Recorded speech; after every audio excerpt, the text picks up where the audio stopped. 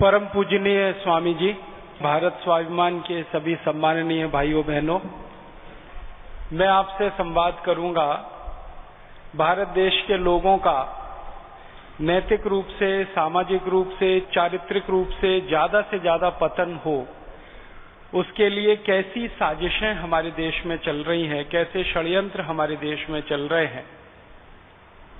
और इन साजिशों को और षड्यंत्रों को अगर हम ठीक से समझ पाएं तो इसको रोकने का उपाय हम कर सकते हैं, इनसे बचने का उपाय हम कर सकते हैं। उस दृष्टि से मैं आपसे बात करना चाहता हूं।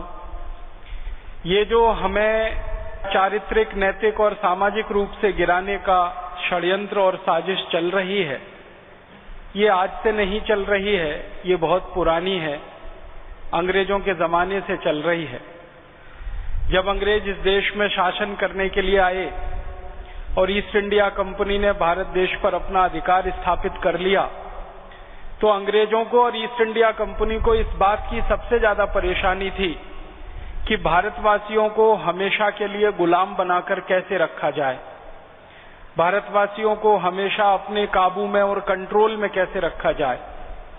अगर कोई प्रजा नैतिक रूप से अंग्रेजों से ऊंची हो, अगर कोई प्रजा चारित्रिक रूप से अंग्रेजों से ऊंची हो, अगर कोई प्रजा भौतिक रूप से अंग्रेजों से ऊंची हो, सामाजिक दृष्टि से अंग्रेजों से ऊंची हो, तो वो प्रजा तो अंग्रेजों का गुलाम कभी हो नहीं सकती।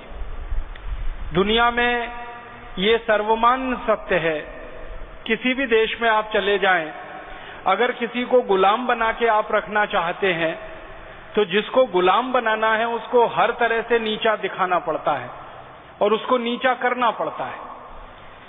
गुलाम बनाने वाला जो मालिक है उसको हर दृष्टि से ऊंचा बताना पड़ता है, ऊंचा सिद्ध करना पड़ता है। अगर अंग्रेजों ने भारत को गुलाम बनाया तो भारतवासियों को हर तरह से नीचा दिखाना अंग्रेजों के लिए जरूरी था। भारतवासियों को हर तरह से नीचा करना और करवाना अंग्रेजों के लिए जरूरी था, नहीं तो भारत अंग्रेजों का कभी भी गुलाम नहीं होता और अंग्रेज कभी भी हमारे ऊपर राज नहीं कर सकते। आप अपने घर में भी ये देखें, पड़ोस में देखें, आसपास में देखें, जो मालिक होते हैं और जो नौकर होते हैं, मालिक और नौकरों के संबंध कुछ इसी तरह के हुआ करते हैं। नौकर हमेशा मालिक को ऊंची दृष्टि से देखता है, तभी वो नौकर रह सकता है। अगर नौकर मालिक को ऊंची दृष्टि से देखना बंद कर दे तो एक मिनट में वो मालिक को छोड़कर जा सकता है या मालिक को एक मिनट में समाप्त भी कर सकता है। इसलिए नौकर के लिए बहुत आवश्यक होता है कि वो अपने मालिक को अहो भाग्य में देखे, ऊंचा समझे, ऊंचा माने। और मालिक के लिए नौकर के प्रति ये जरूरी होता है कि वो नौकर को हमेशा नीचा बनाए, नीचा दिखाए, उससे नीचे काम करवाए। ये बात अगर हमें समझ में आए तो अंग्रेजों की नीति हमें समझ में आएगी। जब अंग्रेज आ गए इस देश में, उनकी सरकार स्थापित हो गई और उनकी ईस्ट इंडिया कंपनी का साम्राज्य जब चलने लगा तो अंग्रेजों ने भारत को गुलाम बनाकर रखने के लिए बहुत सारी नीतियां बनाई और भारत को लगभग 1000 वर्षों तक गुलाम बनाकर रखने के लिए नीतियां बनाई। कोई 10-20 साल गुलाम बनाकर रखने के लिए नीतियां नहीं बनाई। जिस अंग्रेज ने भारत को सबसे ज्यादा गुलामी में डाला, उस अंग्रेज का नाम है मैकॉले, टीबी मैकॉले। मैकॉले वो अंग्रेज था जिसने भारत को हर तरह से नीचा दिखाने के लिए, हर तरह से नीचा बनाने के लिए रात दिन काम किया। मैकॉले सन 1833 में भारत आया और यहाँ के गवर्नर जनरल का मेंबर बन गया, बोर्ड का। इस तरह से समझ लीजिए जैसे आज हमारे प्रधानमंत्री होते हैं, उनकी कोई कैबिनेट का कोई मंत्री हो जाता है, वैसे ही उस जमाने में गवर्नर जनरल हुआ करते थे और उनकी कैबिनेट का एक मंत्री था, उसका नाम था टीबी मैकॉले। वो भारत आ गया 1833 में और उसने भारत का भ्रमण करना शुरू किया और उसने सबसे ज्यादा नीतियां बनाई भारत को गुलाम बनाकर रखने के लिए। तो उसका एक स्टेटमेंट है जो परम पूजनीय स्वामी जी द्वारा लिखित पुस्तक है, हमारी आजादी का जो शंखनाद, संपूर्ण आजादी का शंखनाद पुस्तक है। इसमें वो स्टेटमेंट छपा है, आप सब इस पुस्तक को जरूर लें और इसको पढ़ें। स्टेटमेंट मैकॉले अपनी पार्लियामेंट में दे रहा है 2 फरवरी 1835 को। I have travelled length and breadth of India, मैंने भारत का उत्तर से दक्षिण पूरा प्रवास किया है। लेंथ एंड ब्रेथ का माने पूरे भारत का मैंने प्रवास किया है। And I have not seen a one person who is a beggar, मैंने भारत में आज तक एक भी आदमी को भिखारी नहीं देखा। माने एक भी भारतीय गरीब नहीं है और भिखारी नहीं है, माने भीख मांगने वाला कोई भारतवासी उसने नहीं देखा। फिर वो कहता है I have never seen a thief in India, मैंने भारत में किसी को चोर नहीं देखा। माने यहाँ कोई चोरी नहीं करता है, यहाँ कोई भीख नहीं मांगता है। और इसी स्टेटमेंट में, ये 3.5 घंटे का स्टेटमेंट है उसका, इसमें वो आगे कहता है कि मैंने भारत में किसी को बेरोजगार नहीं देखा, एक भी आदमी ऐसा नहीं है जो खाली बैठा हो, काम नहीं करता हो। तो ना तो उसने कोई भिखारी देखा, ना उसने कोई चोर देखा, ना उसने किसी को बेरोजगार देखा। इसका मतलब क्या है कि सन 1833 में जब मैकॉले भारत आया और उसके लगभग 1.5-2 साल के बाद वो ब्रिटिश पार्लियामेंट में ये बात कह रहा है 1835 2 फरवरी को कि भारत में कोई गरीब नहीं, भुखमरी का शिकार नहीं, चोर नहीं। इसका माने भारत आर्थिक रूप से बहुत समृद्धशाली देश है। इस स्टेटमेंट का सीधा मतलब है भारत की आर्थिक शक्ति बहुत है, भारत के लोगों के पास पैसा बहुत है, भारत के लोगों के पास काम बहुत है, रोजगार बहुत है, आदि आदि। इससे आगे की बात है जो बहुत महत्व की है, जो आज मेरे व्याख्यान का मुख्य विषय है। वो कहता है सच wealth I have seen in this country, मैंने इतनी संपत्ति, इतनी दौलत इस देश में देखी है जो शायद दुनिया के किसी देश में उसने नहीं देखी। क्योंकि भारत आने के पहले वो दुनिया के और भी कई देशों में गया ईस्ट इंडिया कंपनी की तरफ से, तो बाकी किसी देश में उसको इतनी दौलत और संपत्ति नहीं दिखाई दी जितनी भारत में उसने देखी।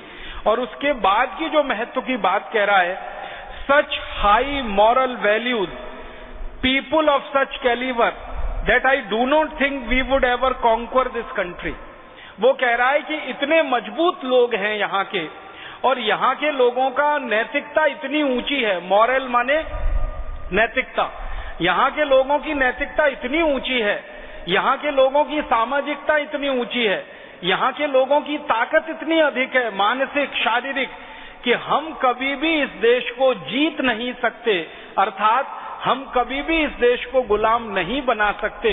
ये वो अपने स्टेटमेंट में कह रहा है। मतलब क्या है, नैतिक रूप से ऊंचे लोग हों, धार्मिक रूप से ऊंचे लोग हों, सामाजिक रूप से ऊंचे लोग हों, चारित्रिक रूप से जब बहुत ऊंचे लोग होते हैं तो उनको गुलाम बनाना एकदम असंभव होता है, संभव नहीं होता है। जिनके चरित्र ऊंचे होते हैं, जिनकी नैतिकता ऊंची होती है, जिनकी मान्यताएं ऊंची होती हैं, जिनकी सभ्यता में ऊंचाइयां बहुत होती हैं, परंपराएं जिनकी बहुत ज्यादा अच्छी होती हैं, मजबूत होती हैं, ऐसे लोगों को गुलाम नहीं बनाया जा सकता। ये मैकॉले भारत की बारे में अंग्रेजी संसद में कह रहा है 2 फरवरी 1835 को कि हम भारत को कभी गुलाम नहीं बना सकते, कभी जीत नहीं सकते। फिर आगे वो एक बात कह रहा है, अगले स्टेटमेंट में वो कह रहा है कि यदि भारत को गुलाम बनाना है तो हम बना नहीं सकते, ये देश बहुत मजबूत है हर तरह से, लेकिन अगर इस देश को गुलाम बनाना है तो हमें भारत के लोगों की रीढ़ की हड्डी तोड़नी पड़ेगी। अब ये एक मुहावरा है, रीढ़ की हड्डी तोड़ना। हमें भारत के लोगों को अगर गुलाम बनाना है तो रीढ़ की हड्डी तोड़नी पड़ेगी। ऐसे समझ लीजिए जैसे किसी व्यक्ति को कमजोर करना है तो रीढ़ की हड्डी तोड़ दो, वैसे ही भारतीय समाज को तोड़ना है, गुलाम बनाना है तो भारतीय समाज की रीढ़ की हड्डी को तोड़ना पड़ेगा। तो वो रीढ़ की हड्डी क्या होगी? वो भारत की नैतिकता है, वो भारत के लोगों का चरित्र है, वो भारत के लोगों की ऊंचाई है, वो भारत के लोगों की सारी मान्यताओं की मजबूती है। मतलब भारत के लोगों को नैतिक रूप से जब तक तोड़ेंगे नहीं हम, भारत के लोगों को चारित्रिक रूप से जब तक नीचे नहीं गिराएंगे हम, भारत के लोगों को आध्यात्मिक रूप से जब तक कमजोर नहीं करेंगे हम, भारत के लोगों को धार्मिक रूप से जब तक हम कमजोर नहीं करेंगे, तब तक भारत हमारा गुलाम नहीं होगा, नहीं हो सकता। ये एक लंबी बात है, मैं अब यहीं पे इस स्टेटमेंट को पूरा कर रहा हूं। मैकॉले ने 2 फरवरी 1835 को ब्रिटिश पार्लियामेंट में ये बोल दिया कि हम तो भारत को गुलाम बना नहीं सकते, क्योंकि भारत बहुत मजबूत है, नैतिक, आध्यात्मिक, शारीरिक, हर तरह से, भौतिक। लेकिन अगर इस देश को गुलाम बनाना है तो इसको नैतिक रूप से, चारित्रिक रूप से, सामाजिक रूप से नीचे दिखाना पड़ेगा, तोड़ना पड़ेगा, कमजोर करना पड़ेगा, तभी ये देश हमारा गुलाम होगा। ये बात हमें समझनी चाहिए मैकॉले की, उसके द्वारा दिए गए स्टेटमेंट से। ये एक बात हुई। अब इससे स्पष्ट क्या होता है कि अंग्रेजों की सरकार की नीति क्या है? भारत के लोगों को तोड़ना है, नैतिक रूप से, चारित्रिक रूप से। तो उसके लिए क्या कर रहे हैं अंग्रेज? अब एक दूसरे अंग्रेज का मैं आपको स्टेटमेंट सुनाता हूं। एक अंग्रेज हिंदुस्तान में आया, जैसे मैकॉले एक अंग्रेज आया, वैसे ही एक अंग्रेज आया, उसका नाम था ब्रेकन, फ्रांसिस ब्रेकन।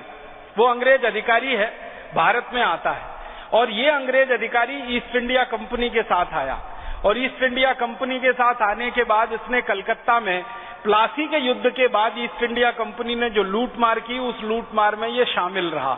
इसके बाद ये वापस इंग्लैंड चला गया। इंग्लैंड जाने के बाद ब्रिटिश पार्लियामेंट में समय समय पर बहस होती थी, तो उसमें ये हिस्सा लेता था। एक बार ब्रिटिश पार्लियामेंट में बहस हुई सन 1832 में, और बहस ये हुई कि भारत में अंग्रेजी साम्राज्य को स्थापित करने की दृष्टि से हम क्या क्या काम ऐसे कर रहे हैं जिससे भारतवासियों के चरित्र गिर रहे हैं या भारतवासियों की नैतिकता में कमी आ रही है। तो ब्रेकन ब्रिटिश पार्लियामेंट में खड़े होकर 1832 में एक बात कहता है कि हमने भारतवासियों की नैतिकता में और उनके चरित्र में एक सुराख कर दिया है, एक छेद कर दिया है। पूरा चरित्र और उसको तो हम नहीं तोड़ पाए हैं, लेकिन एक छेद छोटा सा हमने कर दिया है। तो उससे पूछा गया ब्रिटिश पार्लियामेंट में क्या कर दिया है, तब वो लंबी इतिहास बताता। वो कहता है कि सन 1760 में प्लासी का युद्ध जीतने के बाद हमने कलकत्ता में एक शराब की दुकान खुलवाई है, और उस शराब की दुकान से शराब बिकना शुरू करवाया। 1760 में वहां भारत के लोग कोई शराब खरीदने आते नहीं थे, हमारी दुकान पर कोई जाता नहीं था, दुकान ऐसे ही पड़ी रहती थी। अंग्रेजों ने दुकान खोली 1760 में कलकत्ता में, शराब की पहली दुकान हिंदुस्तान में खुली, उसके पहले कोई शराब की दुकान नहीं थी। और अगर इसको दूसरे शब्दों में कहें तो शराब का पहला लाइसेंस इस देश में अंग्रेजों ने दिया ईस्ट इंडिया कंपनी को दुकान चलाने के लिए। ईस्ट इंडिया कंपनी ने वो लाइसेंस किसी कॉन्ट्रैक्टर को दे दिया, और वो कॉन्ट्रैक्टर दुकान चलाता है। तो ब्रेकन उस कॉन्ट्रैक्टर से बात कर रहा है और कह रहा है कि भारतवासी कलकत्ते के जो हैं वो शराब पीते हैं क्या? तो वो दुकानदार कह रहा है ये लोग शराब नहीं पीते हैं। तो आगे पूछ रहा है हमारी नीति क्या है? तो वो कह रहा है हमारी नीति है कि भारतवासी अधिक से अधिक शराब पीना शुरू कर दें, ये हमारी नीति है। इस नीति के लिए क्या कर रहे हो?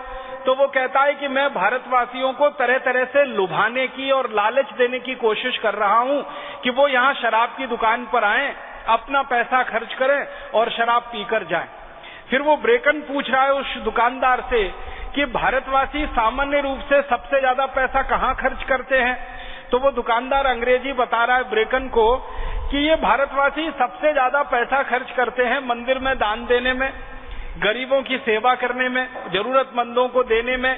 तो सामाजिक रूप से, धार्मिक रूप से भारतवासी पैसे का ज्यादा खर्च वहां करते हैं, लेकिन शराब वराब पीने पे भारतवासी खर्चा नहीं करते हैं, क्योंकि शराब पीना इनकी आदत में शामिल नहीं है, और इनकी जलवायु जो है, इनका जो वातावरण है, वो भी इनको अनुमति नहीं देता है कि ये शराब पिए। अब ये वार्तालाप है 1760 के आसपास का, और ये वार्तालाप हो रहा है एक अंग्रेज अधिकारी फ्रांसिस बेकन और अंग्रेजों ने पहली जो शराब की दुकान खुलवाई उसके दुकानदार के बीच में। उसके बाद 1832 का एक वार्तालाप सुनाता हूं। यही शराब की दुकान धीरे धीरे बड़ी होती है, इसकी कई शाखाएं कलकत्ता में खुल जाती हैं और बहुत सारी शाखाओं से शराब बिकना शुरू हो जाती है।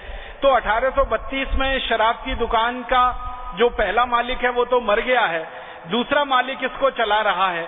फिर उससे पूछा जाता है कि 1760 से 1832 के बीच में क्या स्थिति है, तब वो क्या कह रहा है वो सुनिए।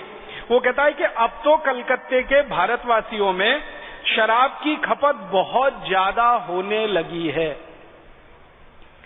आप इसको ध्यान से समझिए। 1760 तक एक भी भारतवासी कलकत्ते में शराब नहीं पीता, एक भी भारतवासी भारत में शराब नहीं पीता, और 1832 के आते आते वो शराब की दुकान का मालिक कह रहा है कि अब तो कलकत्ते में भारतवासियों में शराब की खपत बहुत अधिक होने लगी है। जो भारतवासी अधिक पैसा खर्च कर सकते हैं वे सब अधिक से अधिक शराब पर पैसा खर्च कर रहे हैं। हमारी दुकान से भारतवासी शराब खरीदते हैं, ब्रांडी खरीदते हैं, बियर खरीदते हैं, शैंपेन खरीदते हैं और अन्य हमारी शराबें यहाँ काफी बिकती हैं। फिर एक अंग्रेज उस दुकानदार से पूछ रहा है कि भारतवासी ये ब्रांडी, बियर, शैंपेन में से सबसे ज्यादा क्या पीते हैं? तो वो उत्तर दे रहा है कि सबसे ज्यादा शैंपेन पीते हैं। फिर उसके बाद आखिरी सवाल वो अंग्रेज पूछ रहा है 1832 में कि पहले क्या भारतवासी शराब पीते थे? तो वो दुकानदार कह रहा है कि मेरा जो पूर्व मालिक था, माने पहला लाइसेंस जिसको मिला वो मर गया, उसके बाद दूसरा लाइसेंस वाला कह रहा मेरा पहले वाला जो मालिक था वो अक्सर मुझसे कहा करता था कि कोई भारतवासी यहाँ शराब पीने नहीं आता था। जब भी होता था तो कोई अंग्रेज अधिकारी आकर शराब पीता था या अंग्रेज आकर शराब पीता था। तो वो कह रहा है कि पहले तो कोई भारतवासी शराब पीने आता नहीं था। क्यों? वो पूछ रहा है क्यों? तब वो कह रहा है कि जहां तक मैं जानता हूं शराब पीना भारतवासियों के धर्म के विरुद्ध है। मैं जानता हूं कि शराब पीना भारतवासियों की आदत के विरुद्ध है। मैं जानता हूं कि शराब पीना भारत की सामाजिक रिवाज के विरुद्ध है। और मैं जानता हूं कि शराब पीना भारतवासियों के पर्यावरण और प्रकृति के विरुद्ध है। ये 4 उत्तर वो दे रहा है। अब इससे हम अंदाजा लगाएं कि 1760 में एक भी भारतवासी शराब नहीं पीता हो और 1832 तक आते आते इस देश में हजारों लोग अंग्रेजों की शराब पीने लगे हों, तो मतलब क्या है? अंग्रेजों की जो नीति थी वो नीति भारत में सफल हुई। और वो नीति क्या थी? सचरित्र भारतवासियों को, ऊंचे चरित्र वाले भारतवासियों को, ऊंची नैतिकता वाले भारतवासियों को शराब में डुबो देना है और धीरे धीरे वो इतने शराबी हो जाएं कि उनकी नैतिकता की सारी चीजें छूटती चली जाए।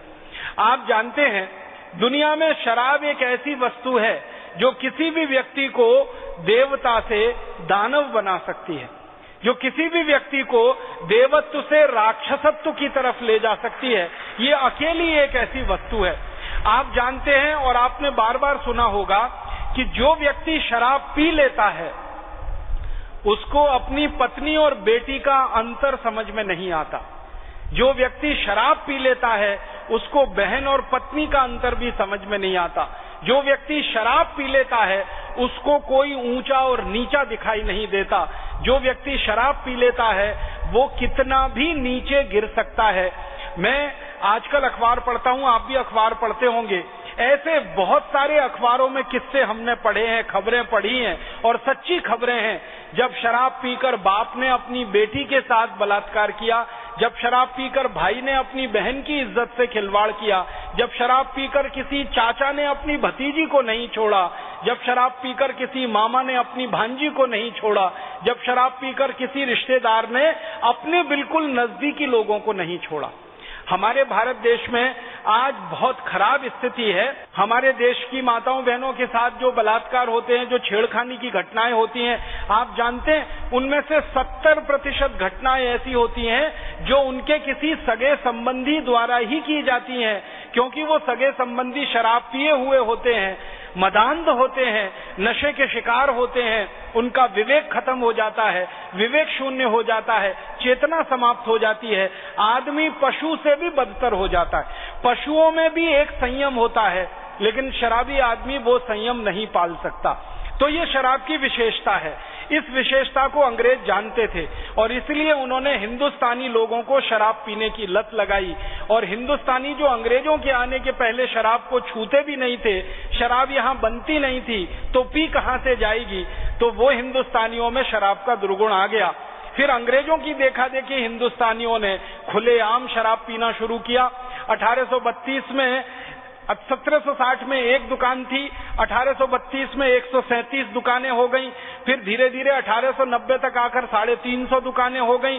फिर एक दिन पता चला कि अंग्रेज जब हिंदुस्तान छोड़कर गए तो 3,500 से ज्यादा हिंदुस्तान में शराब की दुकानें हो गई।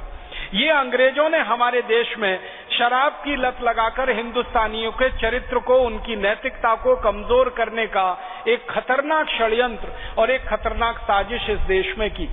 अब मुझे दुख है एक दूसरी बात का कि अंग्रेजों ने तो ये साजिश की, षड्यंत्र किया, उन्होंने हमको शराबी बना दिया और कोई कोर कसर नहीं छोड़ी। हमको उन्होंने शराब में डुबो दिया, उसके लिए कोई कसर नहीं छोड़ी। अंग्रेजों के जाने के बाद इस देश में क्या हुआ? हमारे मन में ये आएगा कि जब अंग्रेज चले गए 15 अगस्त 1947 को, तो शराब तो बंद हो जानी चाहिए और शराबी लोगों का सुधार होना चाहिए, उनको वापस नैतिक बनाना चाहिए, चारित्रिक रूप से ऊंचा उठाना चाहिए, उनकी आध्यात्मिक धार्मिक उन्नति के लिए काम किया जाना चाहिए। आजादी के बाद तो ऐसा ही होना चाहिए। आपके मन में प्रश्न आएगा बहुत सहज रूप से, लेकिन मुझे बहुत दुख है कि आजादी के 62 साल के बाद भी अंग्रेजों की बनाए गए ये षड्यंत्र और साजिश लगातार चल रहे हैं और हिंदुस्तान धीरे धीरे शराब में डूबता ही चला जा रहा है। आप पूछेंगे कारण क्या है? कारण बिल्कुल सीधा सा है कि पहले गोरे अंग्रेजों ने भारत को बर्बाद करने के लिए ये शराब नीति चलाई, अब काले अंग्रेजों ने भारत को बर्बाद करने के लिए शराब नीति चला रखी है।